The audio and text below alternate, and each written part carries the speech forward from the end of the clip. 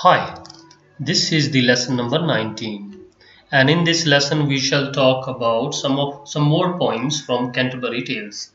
In the previous lesson we discussed two poems from Canterbury Tales, The Knight's Tale and The Reeve's Tale. And now in this lesson we shall go ahead with the poem or the story by the Wife of Bath. So among these pilgrims, we have one more character. The name of the character is the wife of Bath, and she is telling us a story.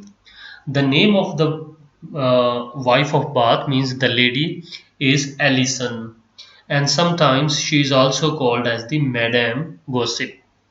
Madame or Madame Gossip.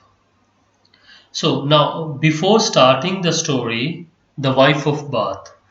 The lady, she shares her views about women and her marriage means about a woman she should marry more than once she prefers. Uh, she is taking some notes from the Bible and saying that every woman has a right to marry more than once. And she takes example that King Solomon, he is close to God, King Solomon from the myths, and he has quite a few number of wives. So if a god can have a number of wives, why an ordinary woman cannot have a number of husbands as she wants? And it is not a sin according to her. It is all going in the prologue because it is also complained that the wife of Bath is taking so much time in the prologue. She is not coming to the story. About the wife of Bath, it is also told that she was married 5 times. About her personal life, so it is not the story, it is prologued, and there is some more introduction to her character. That she was married 5 times, and her fourth husband was not that kind, and he was after some other woman, and at times he was getting violent against her, and that is why she went to husband number 5. She married fifth time, and her fifth husband, he is quite lovable and good, but at time he also gets hard at her or harsh against her in his behavior. And most of the time her husband is having a book in his hand, and he is reading some of the things out loud. And what he is reading, and he's reading the things that why a woman misbehaves with her husband, means he is somewhere telling to his wife that she is misbehaving with her husband. That really annoys her, and she wants to take control of her husband.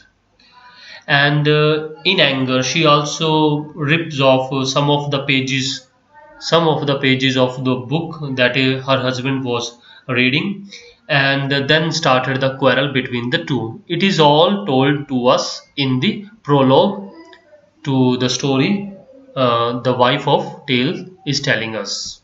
So whatever she is telling in the prologue, she is telling about her personal life, that she has married number of times, and she is now she was talking about her fifth husband, and in that quarrel she had a fight with her husband, and when her husband hit her back, and she became deaf with one ear. So that all she narrated in the prologue.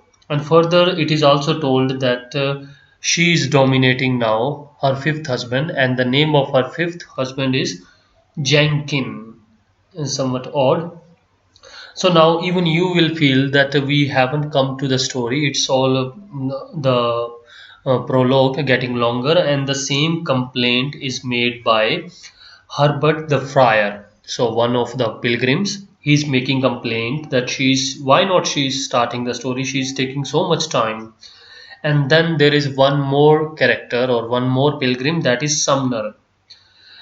Sumner retorts him, means Sumner takes the side of the wife of Bath, and calling him as a flies and always meddling, always creating troubles. Then Friar and Sumner both get in a quarrel, or sometimes we can say both are in some arguments, and they are means saying that they will counter one another in their coming stories.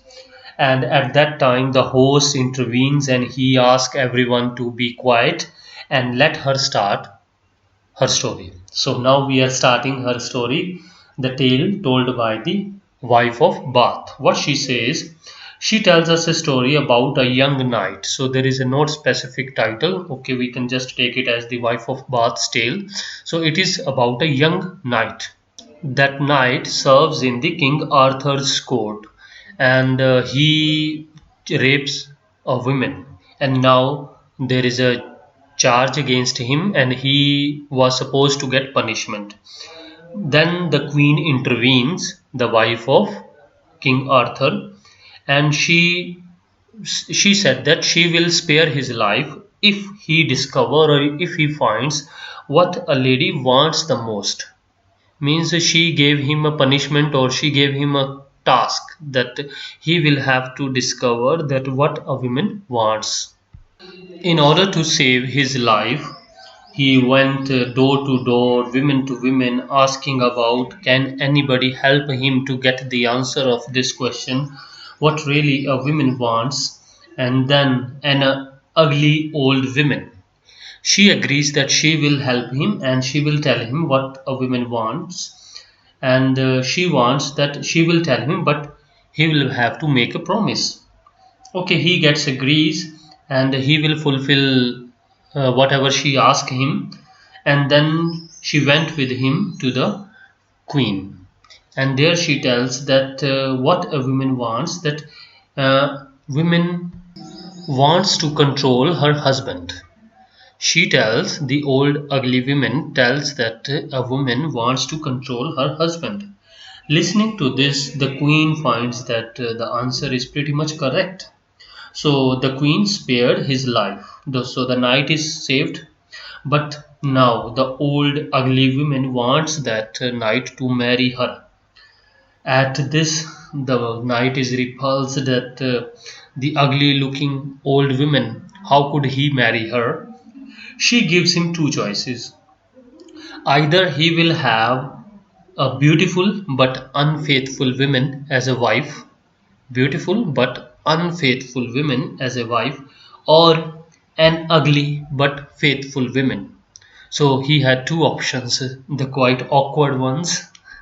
Seeing these two choices, the knight had no choice, and he tells her that I have no choice. You do whatever you want, or you go by your choice. So, in fact, he was telling her that she can go further with her desire or whatever she wants. This really gives the answer. Means, in fact, he is saying the old woman that okay, you can take control of him. Means, whatever she will go with, he will accept her decision. So that old looking ugly woman now rewards him and renders herself as a beautiful and faithful woman. Now the knight is quite pleased. So that's how the story ends. There are some characteristics about the women the wife of Bath talks about.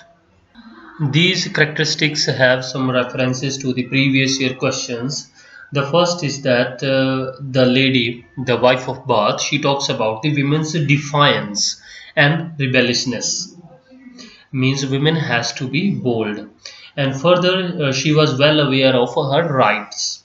And in the prologue, the wife of Bath is about her behavior. She is rude, she is vulgar, she is outspoken, she is boastful, bubbling, and with vitality. Means there are a number of characteristics of her behavior. So that's all we have about the wife of Bath's tale.